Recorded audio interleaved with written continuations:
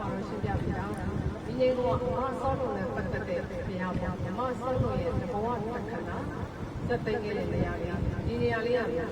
မဆောလို့ရဲ့သစ္စာတရားကြောင့်မဆောလို့ဒီ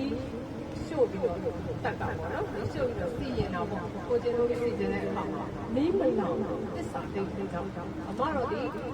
မင်းမူရညာရဲ့အသက်ကိုလက်ကွက်တော့အဖြစ်အမတော်ရဲ့စိတ်ကိုလျှော့လိုက်မှသာလေအမတော်ရဲ့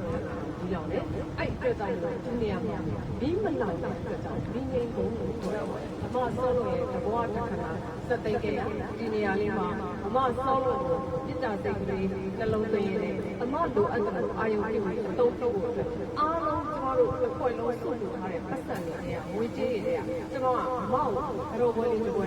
လူမယ်ကတော့ပွဲလေးတစ်ပွဲပေးမယ်ပေါ့နော်အားလုံးရဲ့ပြုဖြစ်ပါတယ်အမဆောလို့အပေါ်မှာချစ်ခင်သောစိတ်တနာသောစိတ်ကျင်နာသောစိတ်များနဲ့တဘောတစ်ခါကဒီနေရာမှာဆက်သိမ်းခဲ့တဲ့အမဆောလို့နောက်ဘဝအဆက်ဆက်ဒီလိုအဖြစ်အဆိုးမျိုးနဲ့မကြုံမဲနဲ့သာသနာ့ကျိုးကိုထမ်းဆောင်နိုင်တဲ့သူတော်စင်သူများလောင်းသူတော်ကောင်းဖြစ်ပြီးတော့ရက်ကိုနိဗ္ဗာန်ကိုရက်တူတူနဲ့ရောက်လေရောက်လေမျက်မှောက်ပြုလဲနိုင်ပါစေစိတ်နှလုံးကအာယုံပြုရေးအမဆောလို့လိုအပ်တဲ့အာယုံပြုဖို့ဒီငြိမ်ကုန်မှာတော့ဘယ်အမတော်အတွက်လက်ဆောင်ပါရှင်